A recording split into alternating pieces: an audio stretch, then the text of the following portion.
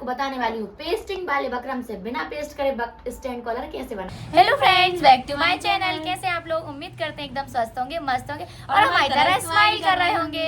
Friends, मुझे आज पहन कर आना था पिंक वाला कुर्ता, पर मैं आज नहीं पहन के मैं पता है क्यों नहीं पहन के आई। आज अपन इस टाइप की जैकेट की कटिंग स्टिचिंग बताने वाले हैं, इसलिए मैंने कहा यही पहन के चलती हूँ। अपन को बताने में भी आसानी रहेगी और अपने सब्सक्राइबर्स को समझने में भी आसानी रहेगी आप लोगों को, इसलिए मैंने कहा यही पहन के चलती हूँ आज मैं। तो आज मैं यही वाला जैकेट वाला सूट पहन के आई हूँ और इसी वाली जैकेट की आपको मैं कटिंग करना स्टिचिंग करना बताऊंगी। तो क्योंकि आप लोगों की बहुत ज्यादा डिमांड आ रही थी और आंटी भी वापस आ चुकी हैं। आंटी की वैसे 2 दिन की ट्रिप थी, लेकिन 1 दिन में ही वापस आ गई आंटी। 1 दिन और आधे दिन में। चलो अब हम काम करना स्टार्ट करते हैं, फिर हम आपको शाम को बताएंगे इस वाली जैकेट की कटिंग स्टिचिंग करना। फ्रेंड्स, हो चुकी है शाम और मेरी एक ये वाली फ्रॉक सिल चुकी है। ये देखिए इस टाइप की सिल दी।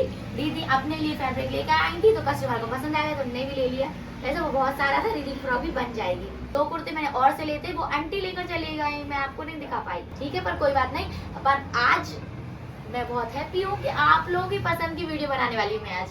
फ्रेंड्स, जब मैंने आपको इस सलवार की रेड वाली पटियाला सलवार की कटिंग स्टिचिंग करना बताई थी, जब से लेके अभी तक आपके सबसे ज्यादा कमेंट यही आते हैं रेड जैकेट की cutting stitching, short jacket cutting stitching, आपने जो जैकेट पहनी है उसकी कटिंग स्टिचिंग। तो मैंने डिसाइड किया आपको रेड जैकेट की कटिंग स्टिचिंग ही बता देना चाहिए आज। तो इसके लिए पहले तो मैंने बनाया था रियॉन फैब्रिक पे, अब हम बना रहे हैं कंचोई के फैब्रिक पे। तो ये है हमारे पास कंचोई का फैब्रिक। देखिए दोनों साइड वाला है, आप इसको भी सीधा रख सकते हैं, आप इसको भी सीधा रख सकते हैं, पर हम मैरून रखेंगे क्योंकि हम गोल्डन सूट बनाने वाले हैं, तो गोल्डन के ऊपर मैरून अच्छा लगेगा। और ये जो फैब्रिक है ये हमारा जर्मन सिल्क का फैब्रिक है, जो शार्टन आता है ना उसका ये थोड़ा हैवी क्वालिटी का कपड़ा है। फ्रेंड्स, वैसे तो हम इस जैकेट को जैसी मेरी ये वाली जैकेट है सेम टू सेम ऐसा ही बनाने वाले हैं, बस इसमें एक ही चीज चेंज करेंगे हम, वो रहेगी इसकी लंबाई थोड़ी सी बड़ी है ना बड़ी। हाँ। तो फ्रेंड्स, अब हम कर रहे हैं कोटी की कटिंग। तो सबसे पहले हम कोटी का नाप ले लेते हैं। तो सबसे पहले हमको लंबाई का नाप लेना है। ये देखिए आपको यहाँ शोल्डर से नाप लेना पड़ेगा। ये जो कोटी है ये 13 इंच की है, लेकिन हमको अब बनानी है 15 इंच की। और इसकी जो फिटिंग है ये 16 इंच है।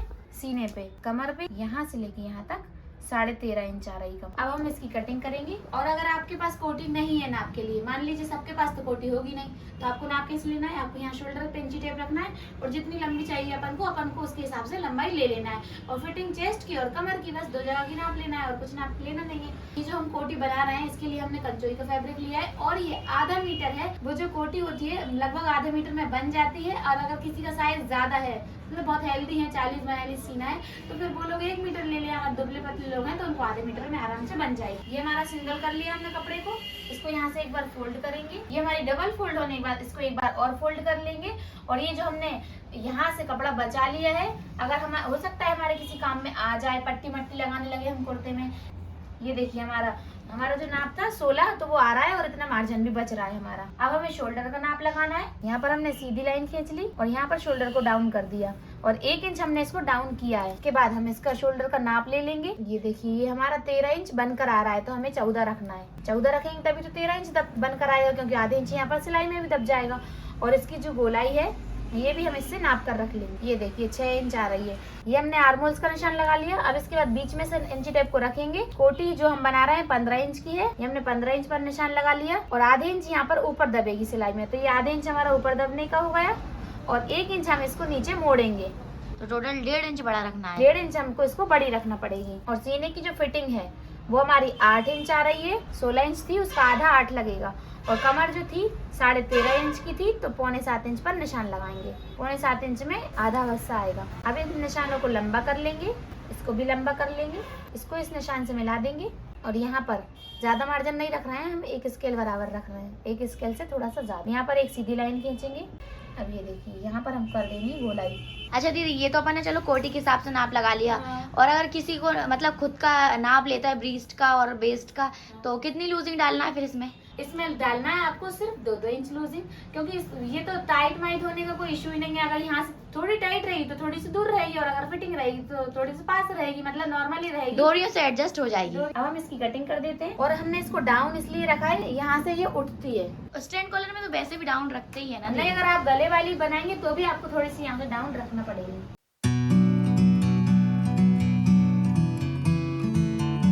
और एक कट लगा लेंगे। इधर तो लगाने की जरूरत नहीं, क्योंकि यहाँ मुड़ेगा तो वो तो छिप ही जाएगा। इन दोनों को अलग अलग कर देंगे। ये बैक साइड है हमारा, इसमें हमको क्या करना है, सिर्फ पीछे की गोलाई करना है, वो भी स्टैंड कॉलर के हिसाब से। तो ये 3.25 इंच हमने फैलान रख ली। हम हमेशा स्टैंड कॉलर में 3.25 इंच रखते हैं। यहाँ से ले जाएंगे और यहाँ से लाके इसको हल्का सा घुमा देंगे और ये पतला कर दिया और यहाँ पर एक छोटा सा कट लगा दिया। और अब आप ये मत पूछिएगा ये कितना काटा, ये देखिए आधे इंच, इससे ज्यादा नहीं रखना है अपन को। और ये जो आर्महोल्स वाला साइज है, अगर किसी का साइज ज्यादा है तो आप ये गोलाई ज्यादा ही रखिएगा, नहीं तो यहाँ पर फंसेगी। ये लोग तो दुबली दुबली है तो इनको चल जाती है। लेकिन अगर आपको अपने लिए बनाना है, अगर आपका साइज 32 भी है ना, तो भी आपको इसको 6.5 ही रखना है, 6.5 7 ऐसे। अगर आप अपने सूट में कुर्ते में 6 रखते हैं तो आप इसमें 6.5 रखिए, आधे इंच इसमें बड़े आकर रखिए। अगर आप 7 रखते हैं तो इसमें 7.5 रखिए, क्योंकि इसको थोड़ी सी अलग से पहनना है अपन को। पहली बार तो कुर्ते के ऊपर पहनेंगे और कुर्ते बराबर रख लेंगे तो वो फंसेगी, इसलिए अपन को इसको आधे इंच बड़ी रखना है। पीछे वाले का काम खत्म हो गया, अब हम आगे वाले को ले लेंगे। ये हमें यहाँ पर गोलाई करना है, यहाँ से हमें हल्का हल्का से पतला पतला लेके जाना है और यहाँ से थोड़ा सा बढ़ा देना है। ये बढ़ाते बढ़ाते धीरे धीरे लाते लाते इसको पतला कर देंगे। ये देखिए यहाँ खत्म कर दिया हमने इसको। ये हमारी इसकी गोलाई हो गई। अब हमें रखना है गले की गोलाई। गले की फैलान जो है हम 3.25 इंच रख रहे हैं और गले को नीचे से कितना रखेंगे, 3 इंच। इसमें आप नाप कर भी देख सकते हैं। आप कैसे नापेंगे, मैं ही नापूंगी। ये देखिए यहाँ पर हमने 3 इंच रख लिया है और इसमें कर देंगे अपन गोलाई। इसको ज्यादा छोटा इसलिए नहीं रख रहा है क्योंकि इसको कुर्ते के ऊपर पहनना है। ये गोलाई कर दी हमने, इसको आधा इंच हम इसको काट देंगे यहाँ से। ये देखिए हमने इसकी आधे इंच कटिंग कर दी। अब ये हमारे 2 पल्लर में डिवाइड हुआ है। अब इसी के साथ हमारी इसकी कटिंग तो हो गई है, इसमें और कुछ कट करना नहीं है। ये रही हमारी रेडीमेड डोरी और अब जो बचा है स्टिचिंग का काम तो वो करेगी प्रीति। फ्रेंड्स, इसकी स्टिचिंग करना सबसे आसान काम है। मैं आपको बहुत आसान तरीके से बताने वाली हूँ। आप लोग बिल्कुल वीडियो को स्किप मत करना और ध्यान से देखना। जरा सी देर वैसे छोटी सी वीडियो बनने वाली है इसकी। हाँ, तो 10 मिनट में मैं आपको इसको सिल के बता दूंगी। सबसे पहले हम इसके निशान उठाएंगे क्योंकि दोनों साइड कट तो हमारे आने वाले हैं नहीं है। ये हमने निशान उठा लिए। इसके बाद ये वाला फ्रंट वाला पार्ट ले लेंगे। इसको लेने के बाद को यहाँ से 1 पलटी और ये 2 पलटी, इतना इसको हमें फोल्ड कर देना है। बहुत चौड़ा भी नहीं करना है, बहुत पतला भी नहीं करना है। ये हमारी फोल्ड हो गई। इसको यहीं से नीचे से ले लेंगे घुमा के और 2 पलटी में इसको फोल्ड कर देंगे। यहाँ इसको नीचे से फोल्ड कर देना है। इसको तो हमें 1 इंच रखा था तो हम आधे इंच अंदर करके और आधे इंच ऊपर पूरा 1 इंच फोल्ड करेंगे। यहाँ से पहले ही बराबर में ला लेंगे, बाहर नहीं निकलना चाहिए, नहीं तो ये ऐसा कर दें आप, ये अच्छा नहीं लगेगा, फिर फिनिशिंग तो दिखेगी ही नहीं। यहीं से इसको भी ले लेंगे 1 पलटी और ये 2 पलटी, यहाँ से इसको मोड़ देंगे। अब हमें लेना है बैक पार्ट। अगर आपका साइज हैवी है और मतलब कमर में ऐसा झोल रहता है ना, किसी को बहुत अंदर रहती है, ब्रीस्ट बहुत ज्यादा रहता है, तो आपको इसमें टक्स डालने की जरूरत लगेगी। पर हम लोगों का साइज तो इतना ज्यादा है नहीं है। देखिए मेरे में तो टक्स डले ही नहीं है, तो भी एकदम चिपकी हुई आ रही है ना। हाँ। अगर हैवी साइज हो तो आप फिर आधे इंच की डाल लीजिए। और ये 1 पलटी और ये 2 पलटी, इसको भी मोड़ देंगे। इसको फोल्ड करने के बाद इसको कर लीजिए आप सीधा करके रख लिया। इस वाले हिस्से को यहाँ पे रख लेंगे और इसको यहाँ पर रख लेंगे। शोल्डर को पलट के बना दूं क्या दीदी? बना दो है ना, धागे भी नहीं निकलेंगे। हाँ, इसको अब हम रखेंगे सीधा करके। ये वाला कपड़ा सीधा है, इसको भी सीधा करके रख लिया और इसको भी सीधा करके रख लेंगे। बिल्कुल चुन्नू मुन्नू सा दबा देंगे और इसको भी इतना ही दबा देंगे और सिलाई लगा देंगे। अब हम इसको यहाँ से पलट देंगे और यहाँ से भी पलट देंगे। पलट दिया और अब हम इसके ऊपर लगाएंगे सिलाई। जितनी हमने चुन्नू मुन्नू से पहले लगाई थी उतनी ही अब लगाएंगे, पर उससे थोड़ी सी ज्यादा लगा ली ताकि धागे ना दिखें।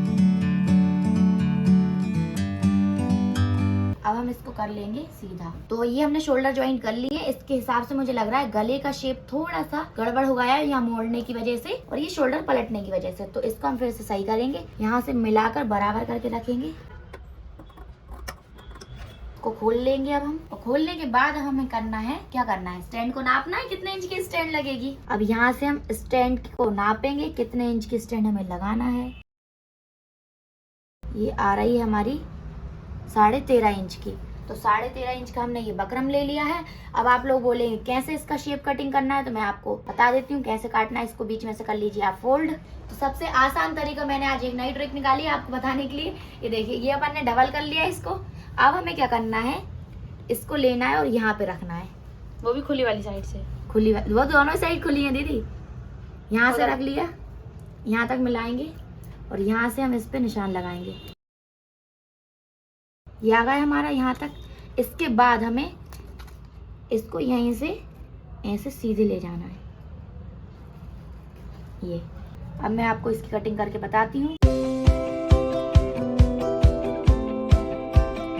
तो पीछे का हिस्सा तो सीधा ही है हमारा, यहाँ से यहाँ तक ये इसमें सेट हो जाएगी इस तरीके से, और ये यहाँ पे सीधी आ जाएगी। अब कोई नहीं सोचेगा यहाँ से कितना घुमा लिया, वहाँ से कितना घुमा लिया। अब यहाँ से इसको मिलाएंगे और इसको कर देंगे गोल।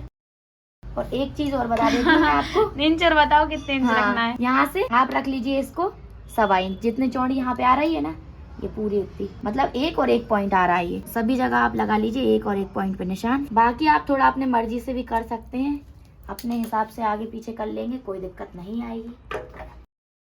ये हो गई हमारी स्टैंड की कटिंग। अब ये लग के कुछ ऐसी आ जाएगी, बहुत अच्छी लगेगी। लगने के बाद ये हमने कंचोई का साइड से बचा हुआ कपड़ा ले लिया है, यहाँ पे इसको हमने रखा और आप इसको यहाँ पे प्रेस से पेस्ट कर लीजिए। यहाँ से बगल से कटिंग करेंगे इसकी, थोड़ा सा मार्जिन रख के करिए मैंने कटिंग, आप लोग इस बात का थोड़ा सा ध्यान रखिए। गोलाई है यहाँ पर, तो एक कट यहाँ और एक कट यहाँ लगा दिया। अब इसको हम यहाँ से फोल्ड करेंगे और जब आप ये वाली सिलाई लगाएंगे तो देखिए बिल्कुल बराबर आना चाहिए, फिनिशिंग से लगाना है आप। अगर आपको इस सिलाई को लगाने में दिक्कत हो रही तो आप तो उठाइए और प्रेस गरम करिए और पेस्ट कर लीजिए। अब हमें क्या करना है, इसको ले लिया हमने एक प्लेन कपड़े को। प्लेन क्यों लिया है, कंचोई का क्यों नहीं लगा रहा, क्योंकि अंदर कंचोई चुभेगी यहाँ पे, इसलिए मैंने कहा प्लेन लगा देते हैं। ये प्लेन कपड़ा लिया, यहाँ पे इसको हमने रख लिया है। रखने के बाद थोड़ा सा यहाँ से मार्जिन रख लिया है और यहीं से हम पक्की करेंगे सिलाई और यहीं से बकरम की बगल से सिलाई लगाएंगे। बकरम के ऊपर हम बिल्कुल भी नहीं चढ़ाएंगे। इस सिलाई लगाने के बाद इसको हम कटिंग करेंगे इतनी दूर से, थोड़ा सा मार्जिन रख के ही करनी है हमें कटिंग। यहाँ पे गोलाई है इसलिए कट लगाएंगे और यहाँ पे भी। और अब इसकी कटिंग करेंगे हम इतना मार्जिन रख के, देखिए इतना, सभी जगह होना चाहिए इतना ही। उसके बाद हम क्या करना है, इसको बीच में से फोल्ड कर लेंगे। इस सिलाई से इस वाली सिलाई को मिलाएंगे, मार्जिन को मत मिलाइएगा, सिलाई से सिलाई मिलाइएगा आप। बीच में से पकड़ा और बीच में एक सेंटर का कट लगा देंगे। अब हम इसको कर लेंगे सीधा, बढ़िया अच्छे से जमा लीजिए इसको, नाखून वाखून लगा के इसको हमने अच्छे से नाखून लगा लिया है। आप मुझे ये बताइए सब लोग कि कौन कौन था जो इतना काम करने के बाद यहाँ पे पॉइंट की सिलाई लगा लेते हैं ना स्टैंड के ऊपर, और फिर इसके बाद स्टैंड को लगाते हैं। कौन कौन ऐसा करता था मुझे कमेंट अरे सभी ऐसा करते हैं। अब हमने रख लिया इसको उल्टा करके और स्टैंड को हमने पहले ही सीधा कर लिया है। अब हम यहीं से लगाएंगे इसको और आपको इसको बराबरी से रखना है और सिलाई लगाना है यहाँ से, ना इसके इतने से भी अंदर से, ना इसके इतने से भी बाहर से। अगर आपने इसके इतने बाहर से लगा दी तो ये बाद में ये कपड़ा दिखेगा और ये फिनिशिंग बिल्कुल भी आने वाली नहीं है आपकी। सिलाई लगाना है बिल्कुल यहाँ से, इसके बराबरी से। और इस स्टैंड को कैसे पकड़ेंगे कि सिलाई सही आए, इस तरीके से, ये देखिए।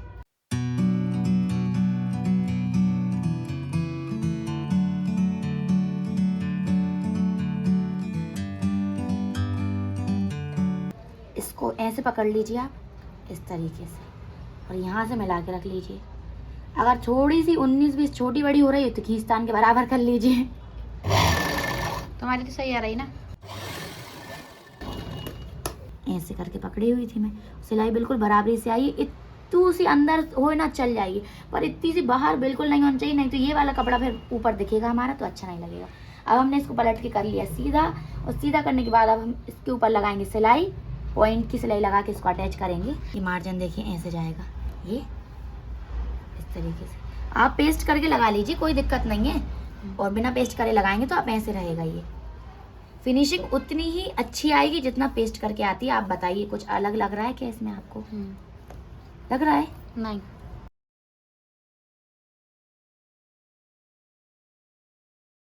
यहीं से पहले ही हम इसको सही करके और सेट कर लेंगे, धागे वगैरह पूरे अंदर कर देंगे। ये देखिए थोड़ा दूर से मिला के चलेंगे ना तो एकदम सही बैठ जाएगी स्टैंड, और अगर अपन ने यहीं मिलाएंगे ना तो छोटी बड़ी होती है। फिर यहीं पे अंदर किया सुई को, यहीं से घुमा लिया। अब लगा देंगे इसके ऊपर पॉइंट की सिलाई।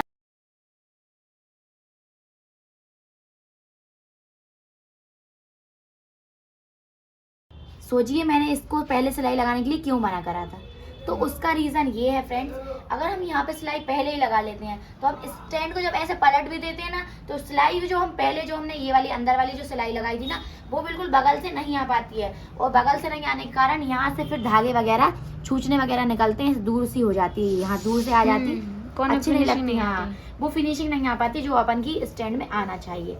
ये हमारी स्टैंड कॉलर बन चुकी है, इतनी अच्छी बैठी हुई कॉलर आई है। अब हमें यहाँ पर लगाना है साइड में शोल्डर पे पट्टी लगाने के लिए एक हमें चौकोर कपड़ा ले लेना है और इसको यहाँ से ऐसे फोल्ड करना है। ये हो गया हमारा ओरेप कपड़ा और यहाँ से आप इतनी चौड़ी पट्टी निकाल सकते हैं, पर मेरे पास तो पहले से ही ओरेप कपड़ा है। अभी मैंने एक वो फ्रॉक सिली थी ना, उसमें से थोड़ा सा बच गया था। ओरेप फ्रॉक में से तो ओरेप कपड़ा ही निकलता है, तो मैंने कहा यहीं से पट्टी निकाल लेती हूँ, काहे के लिए सीधे सीधे कपड़े को वेस्ट करूंगी। ये देखिए मैंने 2 ओरेप पट्टियां निकाल दी है और ये देखिए हो रहा है ना स्ट्रेच, क्योंकि इसमें से ज्यादा ओरेप निकल गए इसलिए मैंने कहा पहले इसमें से निकाल लेती हूँ। अगर उसमें से निकालते छोटी छोटी पट्टियां निकालना पड़ती, फिर जोड़ते रहना पड़ता। हाँ। इसको हमें रखना है सीधा करके, इसको लेना है और बीच में से कर लेना है इसको फोल्ड करने के बाद इतना दूरी से इसको रख लेंगे और इतना इतना जो दबाते हैं हम उतना ही दबाएंगे और लगाएंगे।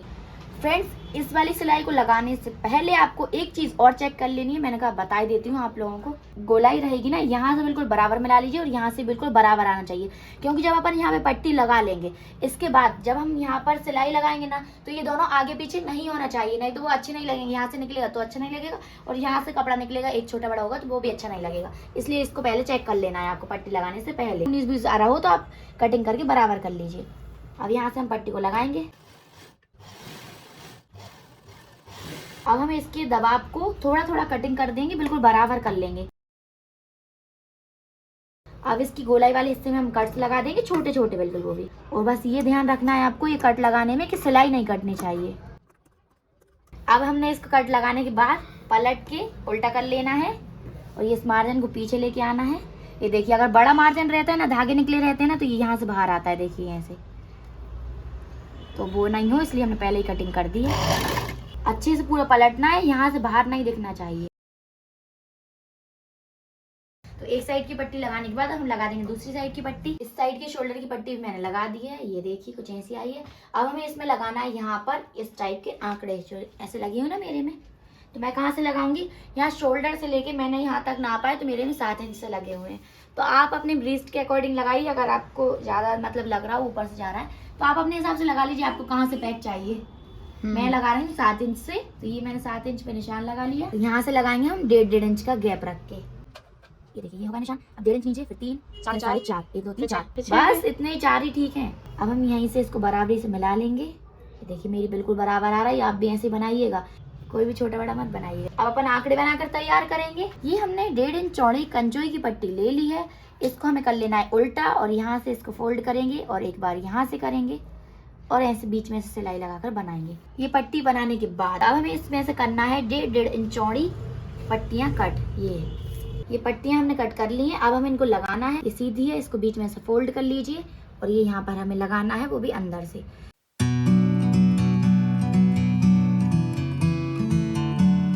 एक साइड की हमारी लग चुकी है, ये एक साइड की डोरियां और मैंने लगा दी हैं, मतलब आंकड़े इसमें। और अब मैंने ले ली है ये 1.5 मीटर की डोरी।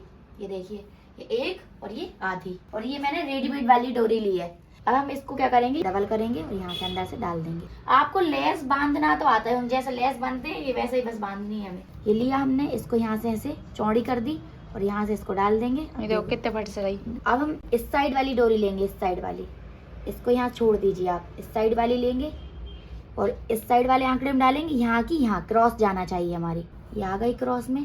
अब इस साइड वाली ले लेंगे, ये बन गई।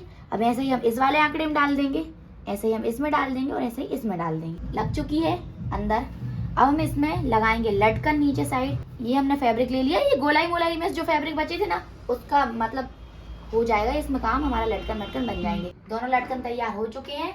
ये ले लिया हमने, इसको यहीं सीधे के सीधे ऐसे पलट देंगे। पलटने के बाद यहीं से हम बिल्कुल कॉर्नर से लगाएंगे इसमें सिलाई, बिल्कुल कॉर्नर से लगा दी। इस साइड भी लगा देंगे। दोनों साइड सिलाई लगाने के बाद इसको हम पलट के कर लेंगे उल्टा। ये हो चुकी है हमें उल्टी और इसको अच्छे से मिलाकर रखेंगे। ये मार्जिन को बाहर निकाल लेंगे इस तरीके से नाखून से। अब हमें इसको यहाँ से बराबर मिलाना है और इसके ऊपर से लगाना है सिलाई फिटिंग की। इस साइड की हमने फिटिंग कर दी है, ऐसे ही हम इस साइड की भी कर लेंगे। फिटिंग हमारी हो चुकी है। अब हम इसको कर लेंगे सीधा, कैसी लग रही है बताओ जल्दी से, सब लोग कमेंट करके बताओ जल्दी जल्दी कैसी लगी। तो फ्रेंड्स आप लोगों ने जैकेट बनाना तो सीख लिया है और आपकी पसंद की वीडियो है तो लाइक करना तो बनता ही है। जल्दी से लाइक कर दीजिए, अभी तक नहीं करी हो तो वैसे तो आपको शुरू में ही लाइक कर देना चाहिए था। हाँ, जल्दी से लाइक कर दीजिए और चैनल पर नए जुड़े हैं तो सब्सक्राइब कर और लीजिए साथ में नोटिफिकेशन बेल को ऑन कर दीजिए। क्यों, इसके साथ का जो सूट है ना वो बनाएंगे कल। हाँ। मिलते हैं नेक्स्ट वीडियो में तब कल। तक के लिए बाय बाय। बाय।